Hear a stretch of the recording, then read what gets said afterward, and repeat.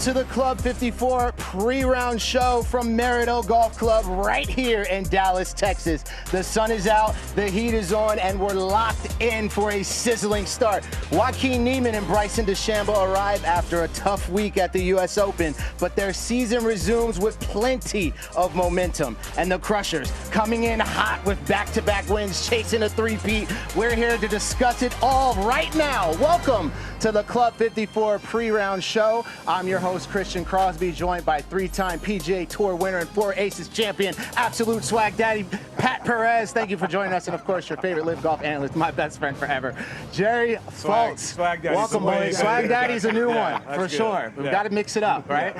We have Crushers GC coming in for a third consecutive win here in Dallas. To make it even better, Bryson DeChambeau is home. It's his hometown, and the crowd has absolutely showed up to his guerrilla marketing dude with signed promo that we all love so much. Awesome. And the last time we were here, we had our team championship with Ripper GC, who were crowned the champion. So we got a lot to talk about. It's going to be a lot of fun. How are we feeling, guys? I missed you guys. I feel great. Feel good? I'm feeling good. And so many of these people are here to see Bryson today, and the other stars, of course, but Bryson, because he literally is the poster child for this event. He's been on every billboard in town and sitting on top of traffic signals to try and get people to come to this event, and it's been record sales. All right, now before we jump into round one, we got to talk about the U.S. Open that transpired last week, and our LIV guys absolutely made a statement, if you ask me. Let's talk about Tyrrell Hatton, Carlos Ortiz, who had a strong finish, both their best major finishes, tied at 4th. Talk about their performance specifically and what you guys thought from them at the Open. Well, first of all, our guys have acquitted themselves very nicely statistically in all the majors since LIV came into inception. It's no surprise. What is a surprise sometimes is the guys who are doing it. We knew Tyrrell Hatton was an exceptional player, world-class player who could be in that position in any major. Carlos Ortiz, on the other hand, he hadn't had that kind of success in major championships to draw upon, and they both played great. I mean, Tyrrell Hatton on 17 literally comes one bad break, which everybody got, but one bad break away from likely, or at least at very worst, being in a playoff to win that U.S. Open. But hats off to the guy who won, Pat. Yeah, I mean, J.J. Spahn's my boy, and I've known him forever. He, he won the tournament, which was so awesome. I was so happy for him and his caddy Mark and his coach, Josh Gregory. This guy almost quit about a year and a half ago. He's been through the ups and downs, and, he's not a name that everyone talks about every week. He loses to Rory and the Players, comes out, shakes that terrible start on Sunday, comes back, hits one of the arguably best drives on 17 in the U.S. Open, almost hits the pin, wins, birdies the last 2 holes. I couldn't be happy for them. Just awesome to see. That's awesome. We got to also talk about Jon Rahm, who sat on the clubhouse lead for almost the entire day on Sunday with a 67. This time last year, we really started to see Jon Rahm surge.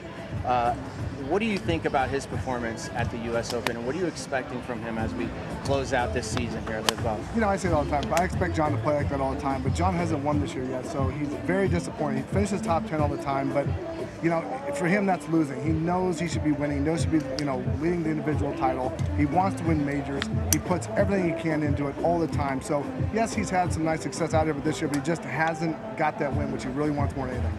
What about Brooks Koepka? He mentioned in his presser that he had a pretty tough chat with Pete Cowan, and he said he needs to get back to being Brooks Koepka, right? Do you think this is a resurgence perhaps we're going to see from Brooks after watching his performance at the US Open? It wasn't the first time they had a tough love chat, as it sounded like it was. We'll never know exactly what he had to say because Brooks plays his cards very close to his chest. But honestly, Brooks didn't look like he was enjoying golf of late. And he really looked like he was in his comfort zone at the U.S. Open after that tough love chat with Pete Cowan. Now, keep in mind, throughout history, when you look at great players, there's a few lapses in their careers. They usually peak around 31. Brooks is 31. There are a couple of lapses sometimes, usually after you have your first child. Crew's about to turn 2.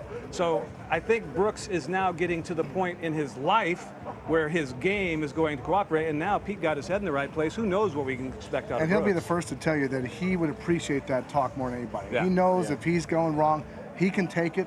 If someone tells him something like that, he will tell him. Well, we got to talk about 2 of our brightest stars, Bryson DeChambeau and Joaquin Niemann, who didn't make the cut at the U.S. Open.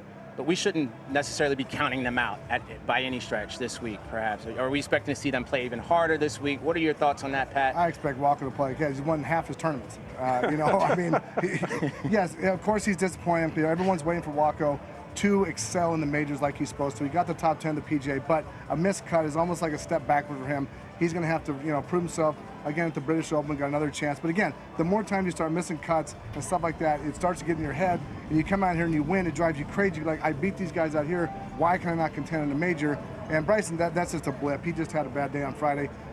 He's obviously won 2 U.S. Opens. He will be there again at the end here. He's got a big stretch coming up, though, with the British Open and trying to make that Ryder Cup team. Yeah, it won't matter this week one bit, but a lot of great players miss cuts in majors, and it was a surprise to see those two do it, but it happens every time. Well, speaking of the Open Championship, there's more at stake this week than just the LIV title. We got guys fighting for a spot at our last major this year. Sergio Garcia and Lucas Herbert being at the top of that. Thoughts on how they're going to perform? We haven't seen the best from Sergio Garcia recently, but this course perhaps suits him well, right? Yeah, secretly I'm pulling for Sergio because he's played so many majors. I want to see him try to win the British Open, get on that Ryder Cup team, continue his dominance in the he's got such history actually with Bethpage Black and the last Ryder Cup that was there. I'd love to see him get on that Ryder Cup team, but I think he's gonna get that spot. To me, that's trending towards Sebastian Munoz. Sergio's ball striking the last 4 events is well below his career standards. Sebastian Munoz, his game not only fits this course, he's trending in the proper way, but he is 9 points back. All right, before we dive more into round 1, it's time to head over to the range to toss it over to Rachel Drummond. She's always got us covered. Rachel, what's going on out there? How you doing, team? I've got a little fun fact for Munoz. Didn't he shoot the lowest round here, 62 last year? Anyway, we're rolling. We're going to talk US Open.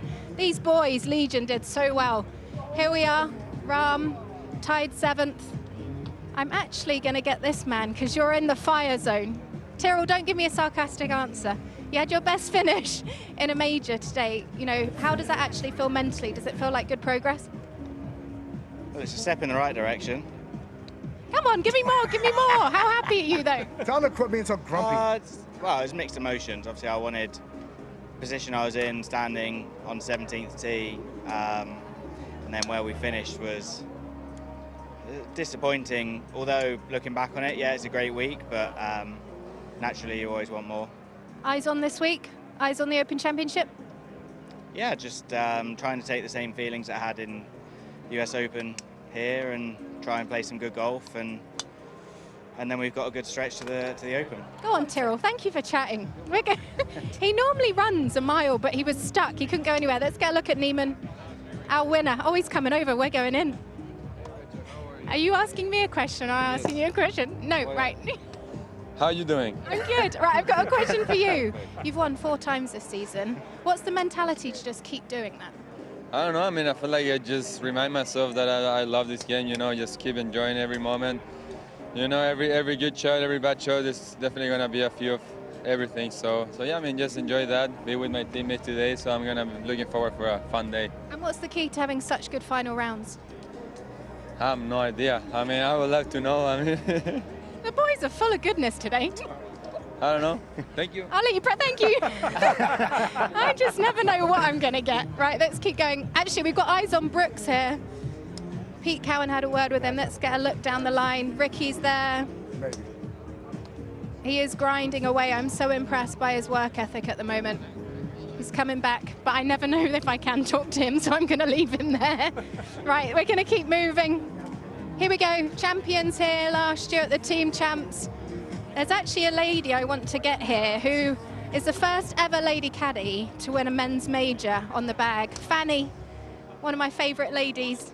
You're on the bag this week for Stenson. This is your first LIV event, so you're not used to this and you're shocked. I'm a rookie. How great is it to be here and be on the bag again for Stenson? Oh, it's awesome. It's always nice to spend time with Henrik, and to be able to be here with him is, fantastic. And word is you've got this one and then the Open Championship? Yeah, if he puts up with me that long, yeah. Of course he will. And go on, word on the course. I've heard a lot of the caddies saying how tough it is out there. Yeah, you want to keep it on the fairway. It's pretty thick rough. Okay, good intel, Fanny. Thank you so much. I had a bit more intel just before we throw it back. Adam, one of the caddies, said that it's going to be tougher than Doral out there, and you need your mindset and need to stay focused at all times. So good luck to the caddies out there this week. Thank you so much, Rachel. Before you go, question for guys like Sergio Garcia and Lucas Herbert, who aren't just fighting for the title here this week, they're also trying to get into the spot at the Open Championship. What type of mentality do they need to have going into this week? I think you've got to treat it like any other week, Christian. You know, it's one shot at a time. I know it's so cliche, but interestingly, Sergio hasn't, you know, entered a qualification after this event. So I think he's feeling very confident that he can wrap it up this week. Well, thank you so much, Rachel. We might be tossing it back to you a little later, so be ready for that. More to come here on the Club 54 pre-round show. We just got some news in. Matt Wolff will be out for the day, and Ali Schneiderjans will be stepping in for him. Just got that news. Yeah, somebody hit balls yesterday. It didn't look terrible, so I don't know. Something's obviously going on this morning.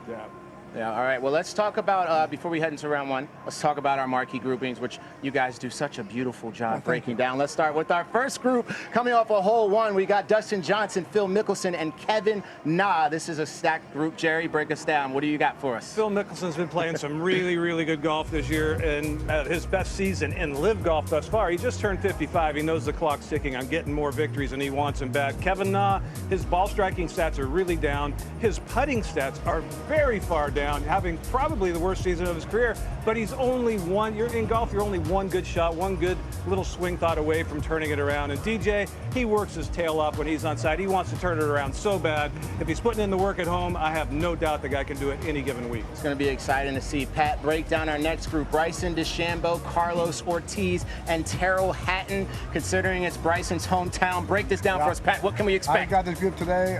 Obviously, Carlos and Terrell riding highs after the US Open, even though Terrell said he's a little downer, but Bryson's obviously going to be the show today. Everyone's going to be out there watching him. He's going to have half of Dallas out there watching him today, so should be a show. He loves the course in phenomenal shape. I expect all three guys to play well today. I mean, thoughts on Bryson? Do you think there's more pressure because he's home and there's more fans here for him, or do you think he's going to eat that up and probably perform even better I think it's a little bit of both, to be honest with him. Yeah.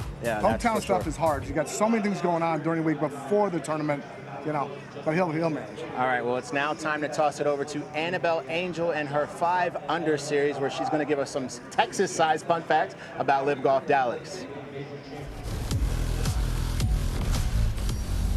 Welcome to 5 Under. Here are 5 things you need to know heading into the first round at LIV Golf Dallas. We have our eyes on the affable Colombian Sebastian Munoz this week. He is a member here at Marido Golf Club and he lives just down the road.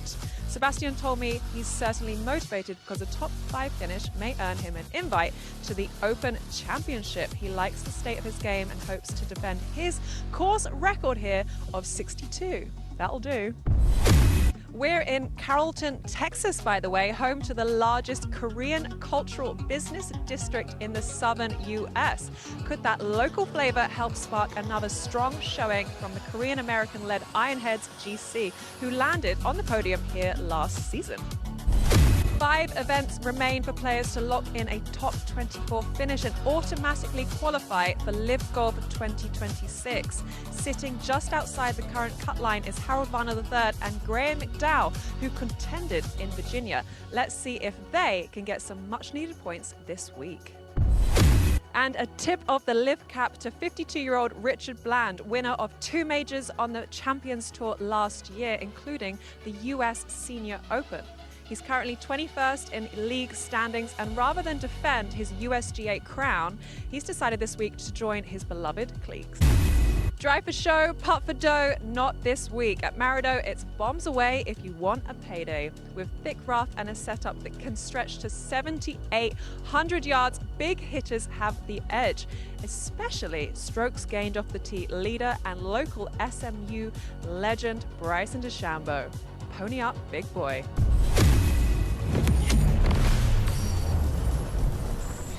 Gotta love the pony up big boy finish there. Thank you, Annabel Angel.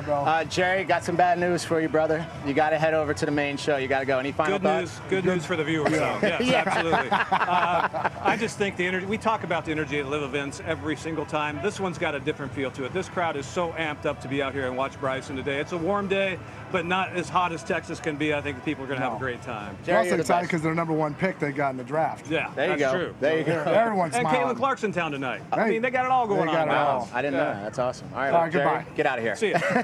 All right, stay with us. It's the Club 54 pre-round show. Coming up next, more from Pat Perez, team chat, and round one predictions. Jerry, this is my cousin Lee J. He's very cool. All right, let's take a moment to relive one of the greatest shots in LIV history, Phil Mickelson's unbelievable chip at LIV Golf Virginia. Take a look. Oh, here, wait a minute. I mean, I just remember he was not in a good spot. Oh, this will be No, fun. Phil can actually hit it over his own head at times. The pin was like directly behind me. I was trying to judge, you know, where exactly to aim, how much it was going to pull, and how much I had to kind of give my hands to flip it behind me. I was walking on the 17th tee, and we could see Phil on the edge of the bunker. And the pin is behind his back, and I'm like just touching my caddies, like, hey, look at this. So he also had his shot almost over his shoulder, backwards. That is unbelievable! Genius! He makes it, and where you're standing there, it's like, what just happened there? It just had this parabolic trajectory to it. It landed perfectly. When it landed, I'm like, no way. And then it rolled in the cup, and I was like, that's got to be one of the greatest shots I've ever seen. It was so sick. Pure genius from the maestro Phil Mickelson. Gosh, those are fun when they come off. It was a good one. The crowd, I think, was a little bit stunned, just like I was. Obviously, it sounded outrageous. Saw the clip afterwards, and it's just Phil doing Phil things. I mean, it was incredible. Probably one of the best shots I've ever seen. Only he could even think of that shot. He's always done some crazy shots with his lob wedge, so yeah, I mean, I think he was the right guy to do that. It was one of my better ones. I said, Phil, all time, rank it. He goes, top 2 shots I've ever hit in my lifetime. And that's saying something, let me tell you. Wow.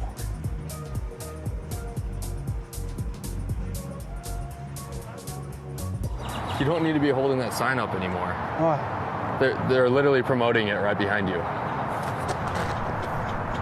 Oh, thank God. I've been holding it all day.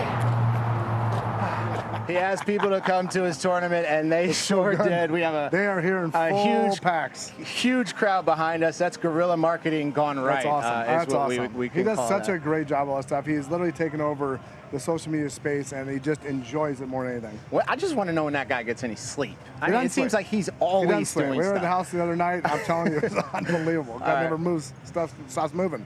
All right. Well, earlier, Suan Heng caught up with Cam Smith for a little demo and a walk and talk. It all went down on the second hole. Let's take a look.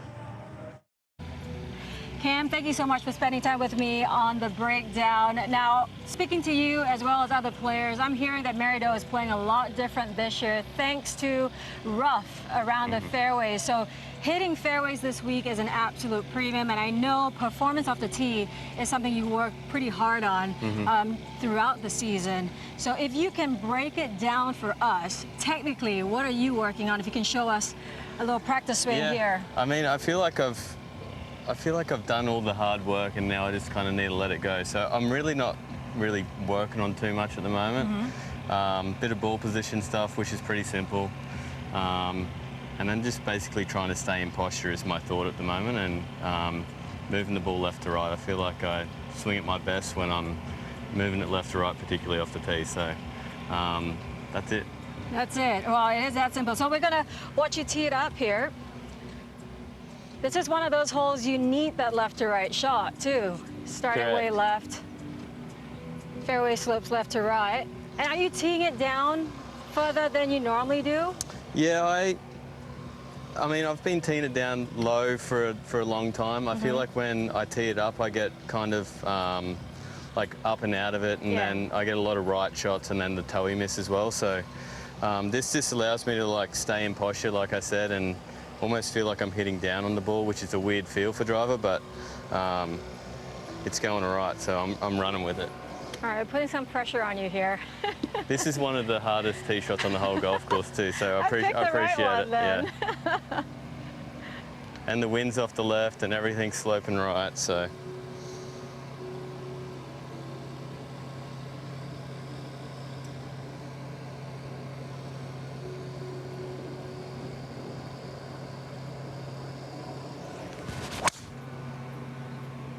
yeah. That is absolutely perfect. Started down the left side of the fairway with a little fade. Is that the kind of shot you're looking for? I will take 3 of those, Yes, that's for sure. 3 of those. All right, let's keep walking here. So, when it comes to your driver, I know you've been very open with us when we did the podcast back in the day, and you said it is your kryptonite. Mm-hmm. How much of it is mental versus technical? I feel like I definitely had a lot of technique stuff to work on, and like I said, I feel like I've got my swing in a really good spot now to where I just need to kind of let it go, commit to a shape, and basically just try and hit it, you know. So at the moment, it's a lot of mental stuff. Yeah. It can get hard out here, you know. This is a hard golf course, hard to hit fairways, and you need to hit them to make birdies. So this week, a little bit of added pressure, which I don't mind. Gets you to focus a little bit more, and yeah, so hopefully we can just keep hitting fairways, and from there just kind of make some putts. Well, if you keep hitting the ball like this, as you did on the second tee, I think you'll be just fine, Cam. Thank you so much for your time. We appreciate you. Play well this week, and we'll see you out there. Perfect. Thanks, Susie. Up the Rippers. Great job there from Sue-Ann Hang. Here's Cam Smith getting ready. He struggled a little bit with his driver this year. If he could just improve that just a little bit more, how good could this guy get? Yeah, he's really a scrambling artist, but he'd like to be less of that. If he could be more in the fairway, and I'll tell you what, if he's not in the fairway this week, it's gonna be trouble. Wow, look at that guy get ready. It's going to be exciting to see what he does this week in Dallas. That's for The certain. greens are phenomenal, so he will actually be good on those. Stick around here. It's Club 54 pre-round show. More to come and a little team chat.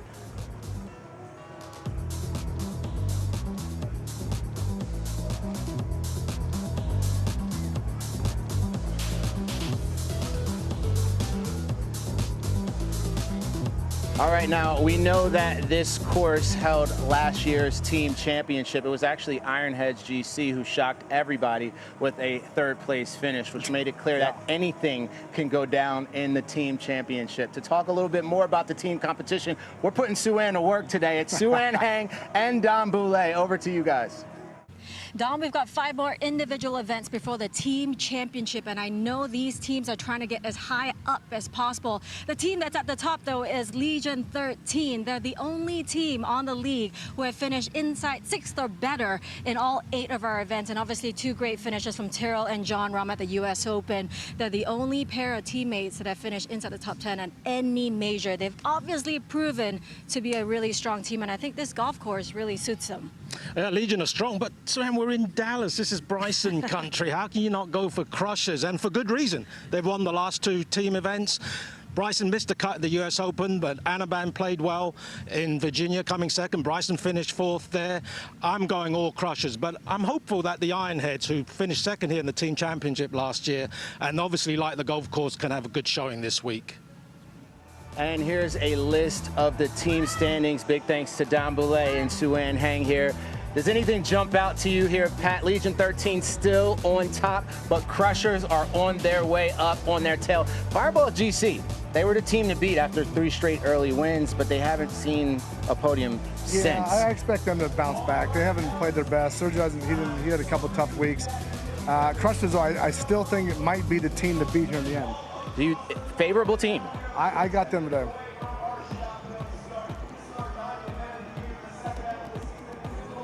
All right. All right, get closer to the action. LIV X is your gateway to the world of LIV Golf. Leveling up your experience, you can play along with live action through time-sensitive games that boost your points and fuel your glory run. Points mean prizes, predict and win. It's LIV X. All you got to do is download from the App Store. Have you checked out LIV X yet, Pat? I haven't. It's pretty awesome. Too much, it's literally incredible. It's absolutely. I should probably look at it a little more. You guys are missing out if you haven't already. Okay, to keep the action going, we got to toss it over to the best dressed boys in the booth. It's Arlo White and David Ferry to break down more on round 1 here in Dallas. Well, David, we're right in the thick of the regular season. Only 15 days of golf to go to decide our individual champion. Wako Niemann with a comfortable lead at the moment, and he's won 4 events already of the 8 that have been played. He's the man to catch. Bryson and Jon Rahm are on his tail, though. The golf course, it's Texas. You live in Texas. It's damn hot here. Last year for the team championship, the course was a little parched, wasn't it, in September? A little better now. Yeah, it's fantastic now. It's a completely different test to what these players faced last year. Last year, this golf course was burned to a crisp, and they only had 60 days lead time to get it into, get it into shape.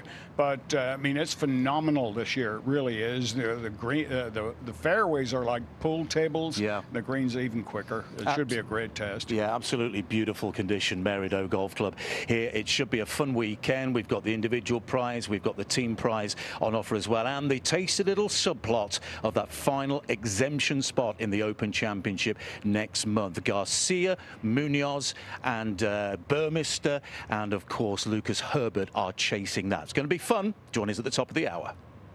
Thank you, Arlo. Thank you, David. We're just moments away from our shotgun start. Here's Tyrrell Hatton getting ready right now. Today is a strong play. Love the fit. Gotta love the fit. Out here. Pat, does Hatton have a win in him before the postseason is? He's got a lot of wins in him, I think. I think as much as he's disappointed with that U.S. Open, I believe he's still on a high. He obviously played phenomenal to, almost win the U.S. Open. 17th hole killed him, obviously. But yeah. I think he's got a win in him the rest of the year. For a guy like Bryson DeChambeau, you know his game very well. We talk about it all week long. Right. What's going to be his biggest hurdle here in Dallas? Well, he's driving it so well. He's got the advantage. The course is a little bit wet, so you're going to have to fly it a little bit farther, which he does more than anybody. So, I expect him. He's always ready to go. He's always ready to go. All right, let's take a look at our points scoreboard here as we head into round 1, LIV Golf Dallas, presented by Aramco. And here we are, Joaquin Niemann at the top of the board, Bryson DeChambeau right behind him, and Jon Rahm. Last year, I mentioned this before, this was the time we saw Jon Rahm surge up the individual standings. Are we going to see something similar this year again?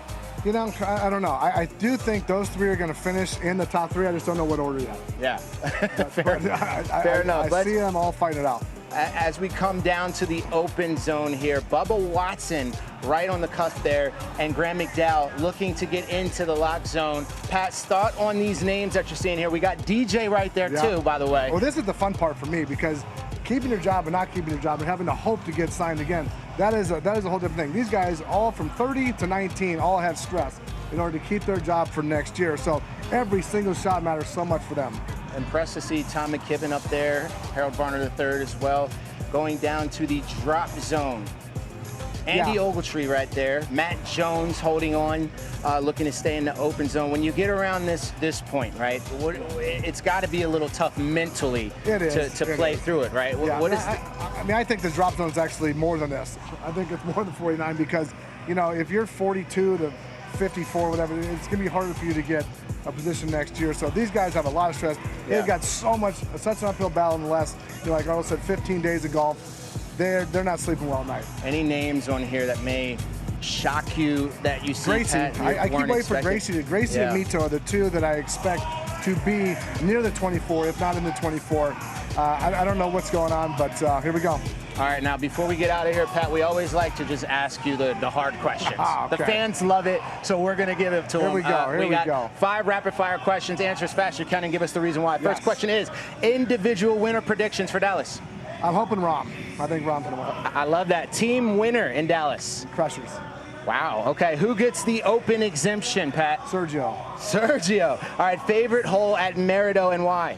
19th. Love it. Why? Alcohol.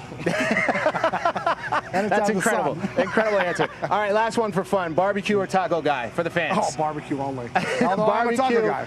all day, baby. All right, we want to thank all of you guys for watching. Any final words from Pat? You got to be quick. We're running out of time. I'm going to be hot out there, so pray for me. I'll be praying for you, brother. I'll be praying Have for fun you. with the air conditioning. All right, and just like that, we are nearly moments away from the shotgun start. We want to thank all of you guys for watching here. It's loaded. It's a loaded field. The sun's blazing, and the storylines are already heating up.